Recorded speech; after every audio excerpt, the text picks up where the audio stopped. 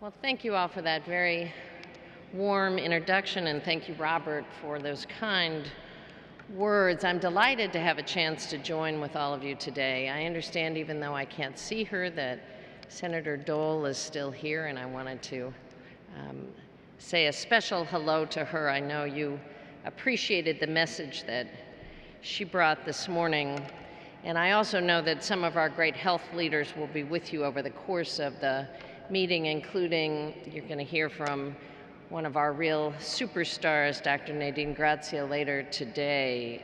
She leads our Office of Minority Health Issues and does a fabulous job.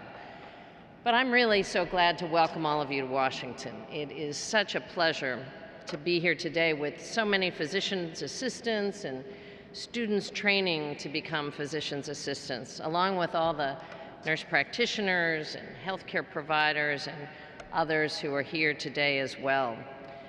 I think it's appropriate that Senator Dole was here because it was just 46 years ago that our nation's first graduating class of physician's assistants earned their degrees from one of those great universities in North Carolina called Duke. Yes, we got some Dukies.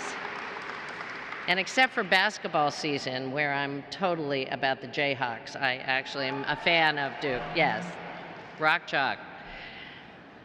But over those 46 years, your profession has grown from a new idea into an indispensable part of our healthcare system. And today, with nearly 100,000 certified PAs hard at work across the country, it's almost impossible to imagine how hospitals, clinics, health centers, and individual patients would be able to function without you. And that's because the work you do every day is so critical to our nation's health. Every day, in every community across America, families depend on you. We depend on you to overcome the daily health challenges that we all face.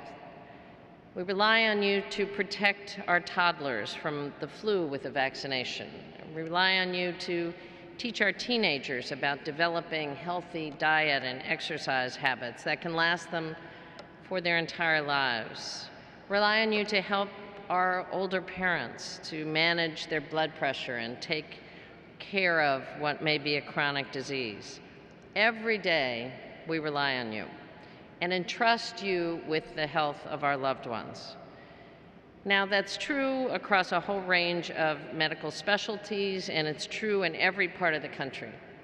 But nowhere is it more true than in those areas where barriers to care are the highest. In medically underserved communities, and particularly in rural areas, PAs are an incredible lifeline for patients who might not have regular access to other healthcare providers. So it's vital to do everything we can to bolster the work done by PAs. It's not only because a robust physician assistants workforce enhances our healthcare system as a whole, and it does. It's also because in those small towns and rural communities across the country, we rely so much on the care that PAs provide. I can't imagine a better way to celebrate Memorial Day than the focus of your conference today, creating a pathway for veterans, many of whom come from those same rural communities that already benefit greatly from the presence of a strong PA workforce. We do have a solemn responsibility in this country. And it's a responsibility that isn't just about parades and salutes. It's a responsibility to ensure that those who risk everything so we can live full and free lives have an opportunity to do that same thing, to live full and free lives once their military service comes to an end. We have a duty to serve those who have served us. And you, in the physician assistant's profession, you've always been a leader in creating opportunities for veterans returning to civilian careers. And for that, I want you to give yourselves a big round of applause, because it's important.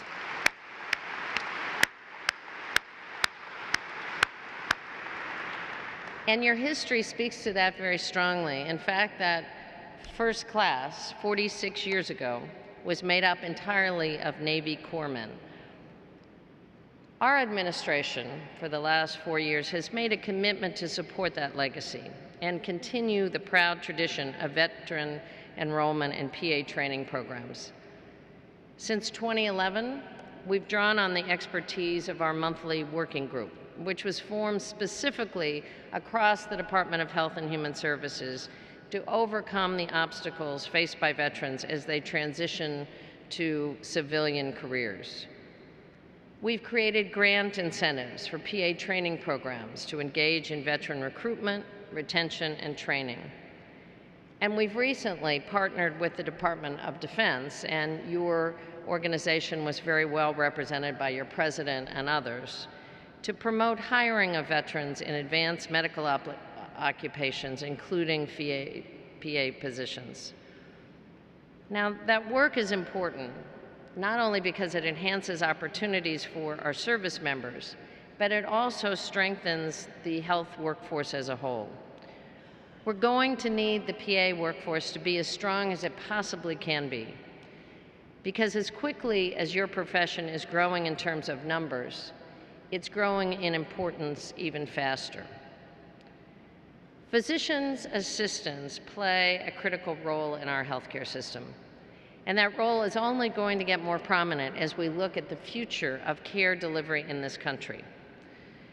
That's because the Affordable Care Act is putting us on a path to a better, smarter healthcare system, one that places greater emphasis on the sort of coordinated, team-based care practices to which PAs are especially vital.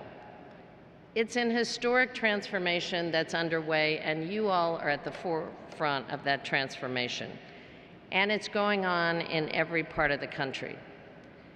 Now, in the last few years, we've seen a remarkable change. We've seen providers begin to adopt innovative new care models in greater numbers than ever before.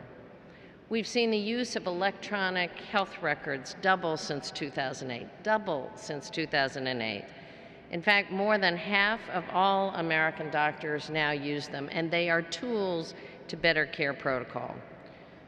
We've begun to change incentives that are used to reward providers for delivering unnecessary and duplicative care while keeping those who keep their patients healthy in the first place and out of the hospital with higher rewards. Now, those changes are already translating into significant improvement in Americans' health. Central line bloodstream infections, for example, one of the most common kinds of medical errors, are down more than 40% since 2008. Preventable hospital readmissions in Medicare have finally started to fall, falling fairly dramatically last year, resulting in an estimated 70,000 fewer unnecessary return trips to the hospital that often have dangerous and costly complications. And perhaps most promising of all, the growth in our national health care spending has fallen to a 50-year low without benefits being taken away from anyone, and that's very, very good news. So all across the country, care delivery is becoming more efficient, more effective, more team-oriented, and far more innovative. And as we move to a system that emphasizes coordination and team-based care, the result is that physicians' assistants are becoming increasingly central to the experience of many, many patients. Now, we knew that would be the case, and so did you. That's why we made sure that from the outset, the healthcare law invested in PA education programs in order to expand enrollment and produce an extra 600 physician's assistants by 2015. But that's just a start. Our budget for next year takes that commitment even further by proposing new investments that would increase our primary care workforce by 1,400 physician's assistants over the next 5 years. And that's very good news.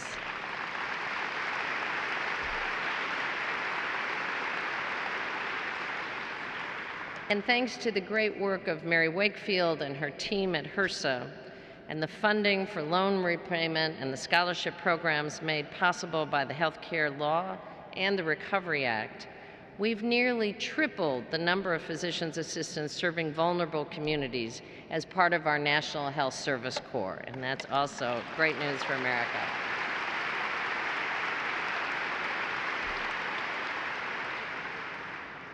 Now, problems in our healthcare system can't be solved just by strengthening the healthcare workforce. That's an important piece of the puzzle, as is transforming care delivery. But we also have, as part of the law, expanding access for Americans to affordable health insurance so that many more Americans have the opportunity to benefit from the quality care you help provide. On October 1st, in every state in the country, new health markets will open for enrollment. And those markets are going to give millions of Americans a better way to shop for health insurance that fits their needs and their family budget. They have all the information they're going to need to compare coverage options. And for the first time ever in the history of this country, and this will be the law of the land from now on, insurance companies can't ban people from the market because of pre-existing health insurance. And that's a huge step forward.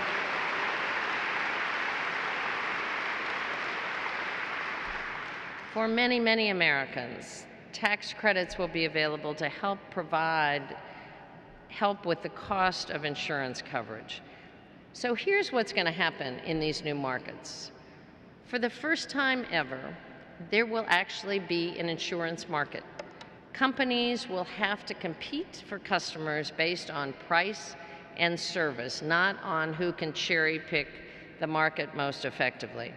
Instead of competing to sign up just the healthiest people or to sell plans that have the skimpiest benefits, insurers will have to compete side by side to offer the best coverage at the lowest price. Now, that can make a huge difference in the lives of all of your patients. But here's the challenge.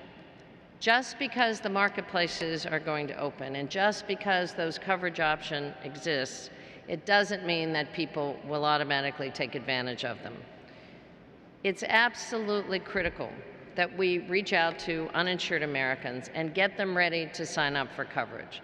Get them information about what's coming their way and the choices they can make.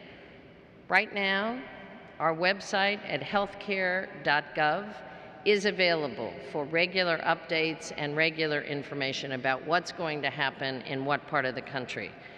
It's information that you could use to share with your patients, with your coworkers, with your neighbors, family, and friends. As physician's assistants, you have considerable experience already serving communities with high numbers of uninsured. You understand that people have a lot on their minds. They're busy. Their lives are complicated, and they have a lot on their minds besides health insurance. Some of them have tried to get insurance in the past and have been locked out or priced out or dumped out of the market, and they don't think this law is for them. Some of them get up every morning in a state where the leader of that state is declaring that he or she will not participate in the health law, and they have no idea if this law will apply to them. Some of them just believe that affordable coverage will never be within their reach. So connecting uninsured or underinsured patients that you already serve with quality health insurance that they may need for their future is one of the best things that we can do to advance their health. You're already a trusted source of health information. They come to you with questions about what to do about themselves and their families. They come to you with questions about their future. And for you to learn about the new options coming their way and helping to share that information could be a huge bridge that we need. You can let them know that having health insurance can mean a big difference for their long-term health and their financial security. You're used to doing an important job every day, strengthening your communities by providing care. Now you have an incredible additional opportunity to strengthen your communities by providing some vital information. The more people who know what their options are, the more people we can reach out to and get signed up, the healthier and more prosperous this country will be. What we know is when kids get good coverage, they're more likely to be good students. They can actually see the blackboard and listen to the teacher. When adults get good coverage, they have a greater opportunity to take advantage of preventive care like mammograms and prostate screening. They're healthier workers, and those health interventions keep them healthy. When families get good coverage, the results ripple through our communities. So we want everyone to have an opportunity to take advantage of the quality care that you provide each and every day. So for too many years, our health system was moving in the wrong direction, perpetuating high costs, bad outcomes, and too often fragmented care. But today, Americans are more likely to be in better hands. If they have chronic illnesses that demand care management, they're more likely to get care from a preventive intervention team. They're more likely to get the care they need between physicians, nurses, and physicians' assistants operating as a care team. We have been in desperate need of a health system smart enough, accessible enough, and affordable enough to meet those needs for a long time, and that help is finally on the way. Thanks to the healthcare law, the system is beginning to develop into one that can make a difference in our future. But we know there's a lot of work left to do, and we need you to keep having your voices heard. Now, I understand that CDC has an exhibit that will be open right after we're finished here with more information about our National Ambulatory Medical Care Survey. I hope that you'll take a minute and respond to it. And if you're selected, we're hopeful that you will help provide an important tool to let us continue to incorporate your feedback as this transformation moves forward. As we continue our transition into a new era of integrated, patient-centered care, we're going to be counting on you, on physicians' assistants, to play a huge role in delivering on the very critical promise of a smarter, stronger health system for all the American people. We have a once-in-a-lifetime opportunity to put affordable care within the reach of every American family, and we need your help to get that done. So I look forward to continuing our work with all of you. I want to thank you for the important work you're doing, making America healthier a life at a time. Thank you so much, and have a great conference.